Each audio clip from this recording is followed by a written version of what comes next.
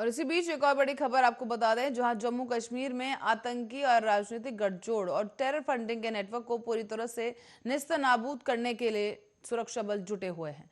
और आज इसी क्रम में हरवान इलाके में आतंकवादियों के साथ मुठभेड़ कर एक अज्ञात आतंकी को मार गिराया गया। कश्मीर जोन पुलिस ने इस संबंध में एक ट्वीट कर जानकारी दी। दरअसल जम्मू कश्मीर के हरवाना इलाके में रविवार को यानी कि आज सुबह ही सुरक्षा बलों और आतंकियों के बीच में मुठभेड़ की खबर सामने आई, जिसमें सुरक्षा बलों ने एक आतंकी को मार गिराया था। हालांकि अब तक उस आतंकी के नाम या उसकी पहचान के बारे में किसी तरह की जानकारी सामने नहीं आई है, लेकिन शिनाख्त करने पर यह जरूर पता चला है कि मारा गया आतंकी संगठन लश्कर-ए-तैयबा का सदस्य था। बता दें कि इन दिनों बीते दिनों भी जम्मू कश्मीर में कई आतंकी हमले हुए, जिनका सेना ने करारा जवाब दिया था। इसी दौरान बीती गुरुवार को भी कुलगाम जिले में सुरक्षा बलों के साथ मुठभेड़ में 2 आतंकवादियों को मार गिराया था। ऐसे में पुलिस ने बताया कि सुरक्षा बलों ने कुलगाम जिले में रेडवानी इलाके में बुधवार रात को घेराबंदी कर तलाश अभियान शुरू किया था। उन्होंने ये भी बताया कि इसी दौरान आतंकवादियों ने उन पर गोलियां चलाईं, जिस पर सुरक्षा बलों ने जवाबी कार्रवाई करते हुए मुठभेड़ शुरू हो गई। इसके चलते तड़के ही मुठभेड़ में 2 आतंकवादी मारे गए।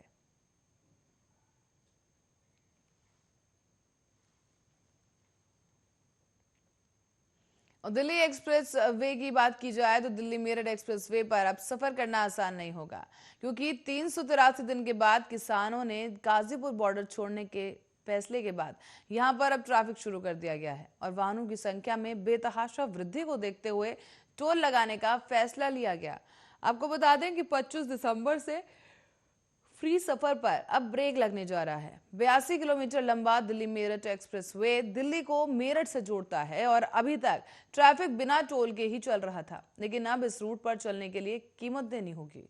मसलन सड़क और परिवहन मंत्रालय के नोटिफिकेशन के मुताबिक लोगों को 65 पैसे प्रति किलोमीटर के हिसाब से भुगतान करना होगा।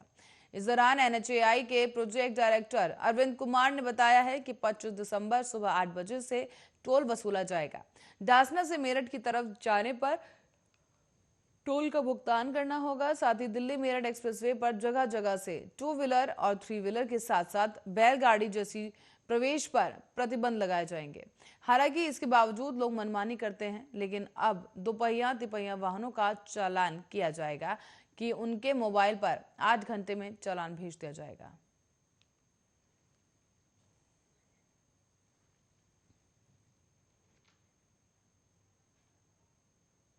और बिहार में एक बार फिर सियासी घमासान देखने को मिल रहा है, जहां बिहार के पूर्व मुख्यमंत्री और हिंदुस्तानी आवाम मोर्चा के राष्ट्रीय अध्यक्ष जितन राम मांझी एक बार फिर से विवादों में घिर गए। मांझी लगातार विवादित बयान देने के लिए जाने जाते हैं और अब उन्होंने एक नया विवाद खड़ा कर दिया। दरअसल जितन राम मांझी ने एक कार्यक्रम में पंडितों के लिए अपशब्द के इस्तेमाल किया। दरअसल शनिवार को पटना में भूया मुसहर सम्मेलन का आयोजन किया गया था और इस कार्यक्रम में जितन राम मांझी मुख्य अतिथि थे, जहां जितन राम मांझी ने अपने भाषण के दौरान अपशब्द का प्रयोग किया। मांझी ने धर्म के नाम पर हो रही राजनीति का मुद्दा उठाया और इसी दौरान उन्होंने पंडितों के लिए अमर्यादित शब्दों का प्रयोग कर दिया। कार्यक्रम में हम पार्टी के राष्ट्रीय अध्यक्ष मांझी ने कहा कि आजकल गरीब तबके के लोगों में धर्म की परायणता ज्यादा आ गई है और सत्यनारायण भगवान की पूजा का नाम हम लोग नहीं जानते थे और अब हर टोला में हम लोगों को यहाँ पर सत्यनारायण भगवान पूजा होती है और इतना भी शर्म लाज नहीं लगता है कि पंडित आते हैं और कहते हैं कि कुछ नहीं खाएंगे आपके यहाँ, बस कुछ नगद दे दीजिए।